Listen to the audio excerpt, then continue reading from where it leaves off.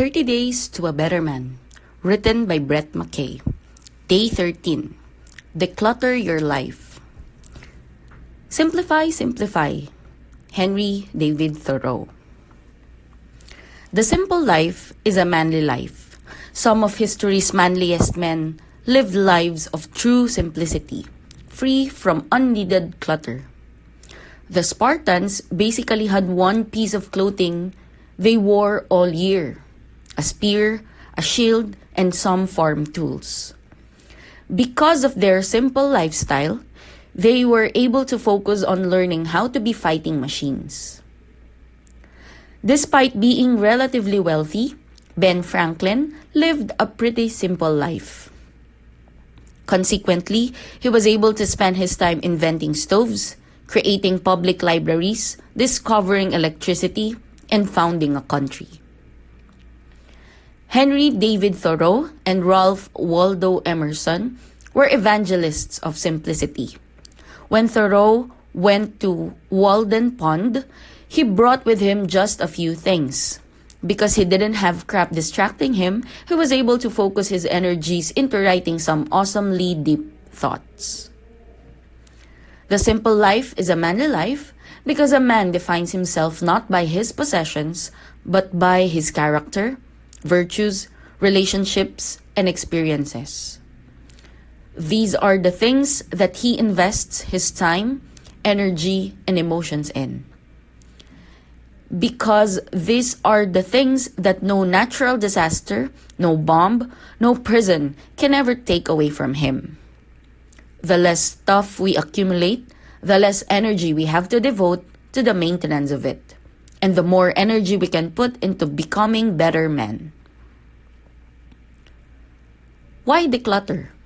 Number 1, it reduces stress. I definitely think there's something to the idea that clutter can block the flow of good karma and energy in your life. Whenever I'm in a room filled with crap, I get tense and feel like I'm being buried in stuff. When I clear things out, I feel like a load has been taken off me physically and mentally. I think clearer, I'm more productive, and I have a bit more pep in my step. Number 2, it gives you a fresh start.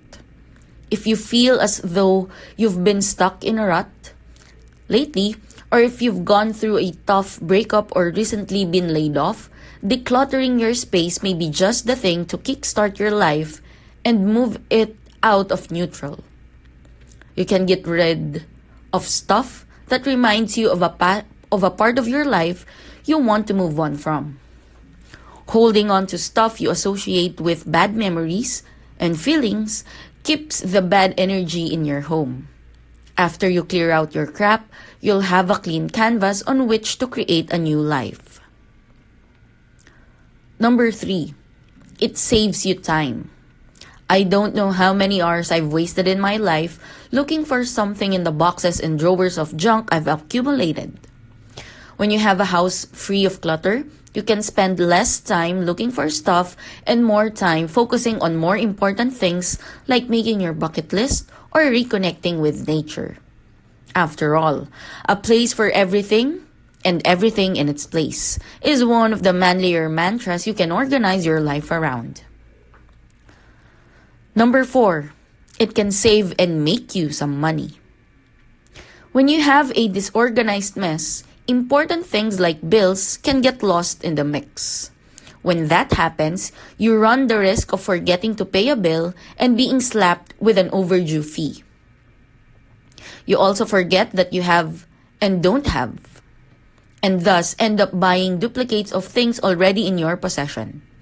Save yourself money by keeping your place clutter-free. Also, through the process of decluttering, you may run across a few things that you can sell on eBay or Amazon, and thus make some cash in the process. How to declutter? Number 1, set aside a big chunk of time. How much time you allocate for decluttering will depend on how much crap you've accumulated over the years. Usually, when I declutter the house, it takes about 4 hours of focused work. It may It may take you longer or shorter, but I would give yourself at least 2 hours this weekend to get started on it. Number 2, get some garbage bags. You'll either be tossing stuff out, donating it to Goodwill, or selling it. Have one trash bag for each one of these purposes. Number 3, tackle the task one room at a time. One thing I've noticed when I've done some heavy-duty decluttering is that I'll begin in one room, but somehow end up in another. This just makes my job harder because I have to keep track of what's going on in both rooms. And I've made a mess in 2 rooms instead of one.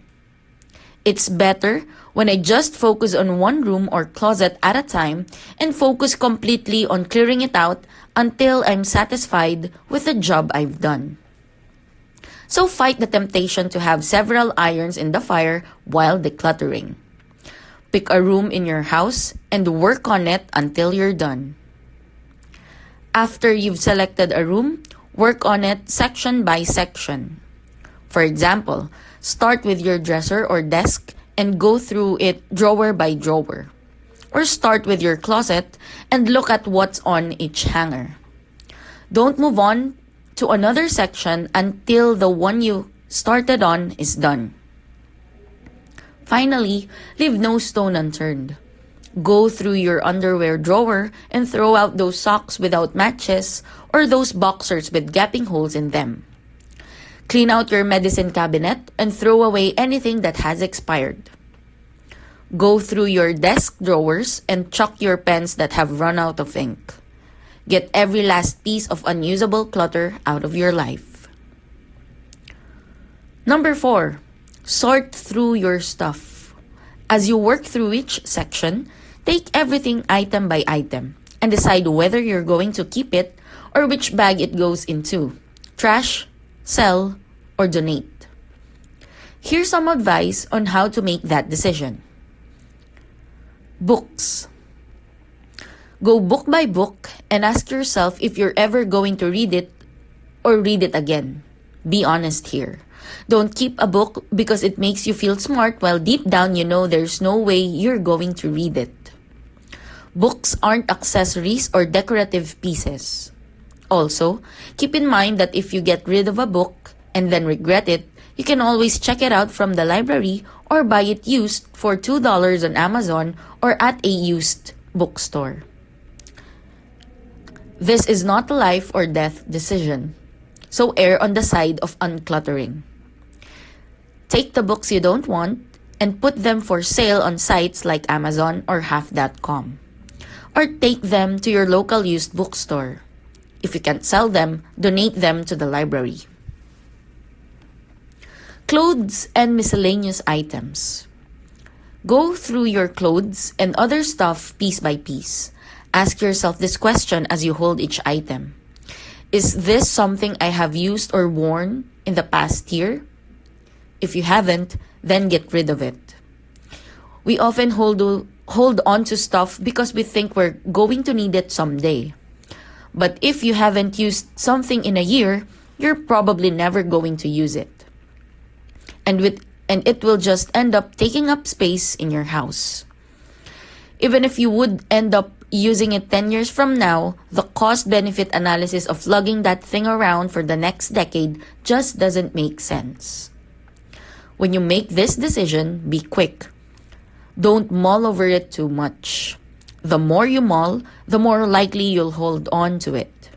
Remember, if you hesitate at all, you probably don't need it.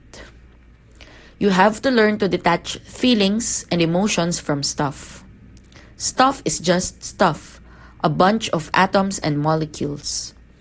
Unless something is truly irreplaceable, then it's okay to throw it away and keep the memories in your mind and heart. Put your old clothes, with the exception of your underwear, in the donate bag. As you put stuff in the bag, make a note of what the item is on a piece of paper and give it an approximate value. You can use this to get a receipt from Goodwill and write off the amount you donated in your income taxes. Paper and mail. If you don't have one now, go out and buy a file box.